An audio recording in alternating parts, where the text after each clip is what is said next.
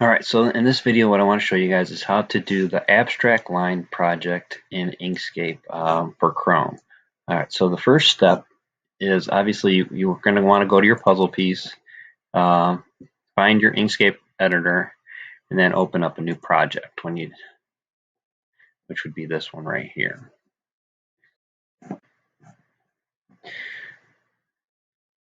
Alright, so then once this opens up, there's a couple things you can do to kind of see and work better. The one thing would be first is if you have a mouse, you can hold control on your keyboard and zoom in and out to get into the page. Basically what you're seeing on this page is a sheet of paper. Basically this is an 8.5 by 11 sheet of paper. So what you want to do is kind of zoom into it as close as you can so you can be on the page. I like to see the edge of the page when I'm working on it. So around 80% is a good, or I'm sorry, 90% is a good measuring stick. So down in the bottom right hand corner, you might see it where my cursor is there. You can type in 90 there and then hit enter, and that'll allow you to see the edge of your page if you center it right. Okay, so you can see the set edges of your page. Another thing you can do to zoom in to get your tools better over here on the left, you can zoom in and out with the plus and minus over here, and that will allow you to zoom kind of into your tools to see them a little bit better and while you're using them. Now I'm going to keep mine. The only problem with using the zoom, you'll notice that the tools on the bottom are no longer, you're not able to get to them. You can't scroll down over on the right. That's not going to allow you to get to the bottom of your page. So in order to get to those tools, you got to zoom back out in order to get to the colors and things down on the bottom. All right, but we won't need those right now. What we're going to use, I'm going to go ahead and zoom in. I'm going to click on this pen right below the pencil, which is called the Bezier pen. Just go ahead and click on that, and then I'm going to draw a shape. So you want to draw kind of like this little triangular shape. So you're going to click 1, 2, 3, and then you can hit enter, and it should insert it there on your page. So then I'm going to use my select tool first. Actually, I take that back. We're going to go ahead and click on the edit path by nodes. And what I want to do is I want to adjust these so that they're not quite so out so far, and make them a little narrower like so. Then I want to click on this middle node. These little buttons are called nodes. So I'm going to click on that middle one. Then up here on top, you're going to notice these buttons here. The one you want to click on is this one here. It says make selected nodes auto smooth. So you go ahead and click on that. It's right below the clipboard. And that kind of makes it more of a curved shape. And again, you can kind of stretch these out, make it a little more round if you want.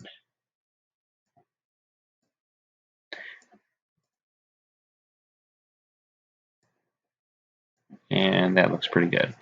All right, so then the next thing I do, I'm going to go ahead and click on the select arrow. And I'm going to do Control D on my keyboard. That will duplicate my project, the piece. Then I want to grab it. To grab it, you'll see that as I move my cursor on it, you'll get that little plus with arrows pointing up and down and left and right. That's when you know you can grab it, and then you can slide the second piece over here to this side. Now, so then what I want to do is I'm going to take my arrow, and I'm going to draw a box around both shapes so I can select both of them like so. Then we're going to go up here to path, and I'm going to select combine.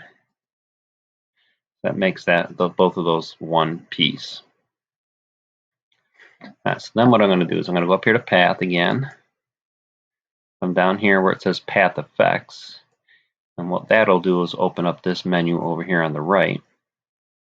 Then you're going to go ahead and click on the add path effect, and that will open up this box, and we're going to slide this down towards the bottom, and the fourth one up from the bottom is stitch subpaths. That's what we want to click.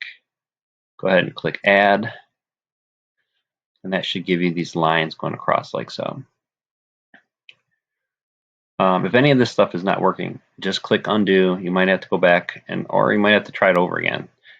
Sometimes You might add an extra node or something like that, and it kind of messes things up. So sometimes you got to go back and retry it. All right, once you get this in, you're going to change the number of paths from 5 to 30.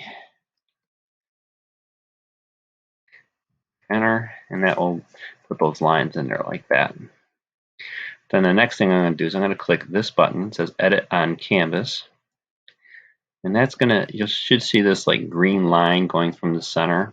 I'm going to close this, or minimize this, I should say. To minimize, there's a button right here. It says iconify this dock. It just kind of moves it over to the side so that way I can see it, still get to it. Then what I want to do is I want to go on this green line. I'm going to bend it down slightly. All right, there we go. So then what we want to do is we want to go ahead and click on one of these nodes buttons on the end. Click that, and we should get these two handles. And what I want to do is I want to take this one and drag it up to about here.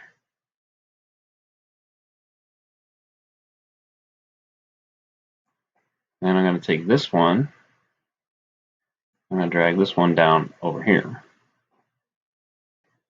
All right, and that's pretty good. Basically, you want the shape to kind of look something like that, where they overlap a little bit. If you want to move these a little bit more, you can. You can see mine is lagging quite a bit. Hopefully you won't have too much issues with that either.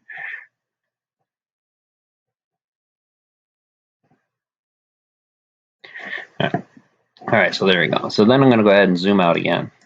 Now, if I wanted to change color, if I clicked on the select tool and then click a color, it's going to look something like that. And that's not exactly what I want it to look like. So let me click undo.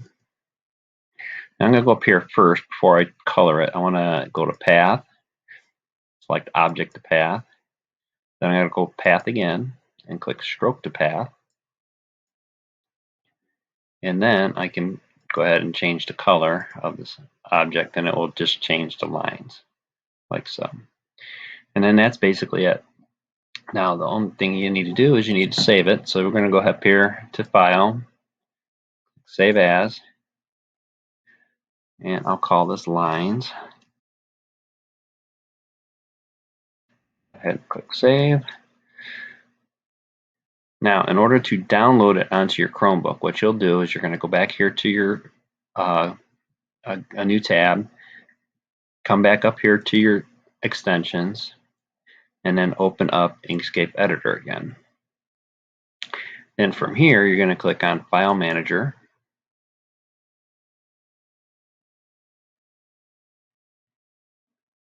And then here's Lines right here. So what I want to do is I want to go ahead and right click on that and then download it.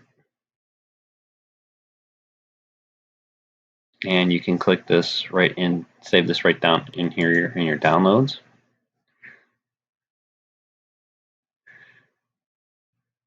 Then in order to turn it into your classroom, basically what you would do, let me sign into my class as a student.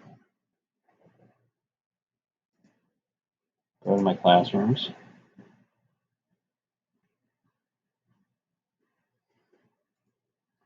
Go to your assignment. Okay, I already have one turned in for this though. So what I want to do then is go ahead and click Add and Create from a file.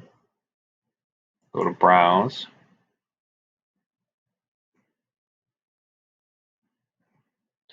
And then you can go ahead and click on your item. It will upload. And once it uploads, you can go ahead and then turn it in. All right, and that's basically it. If you have any questions, send me an email. Thanks.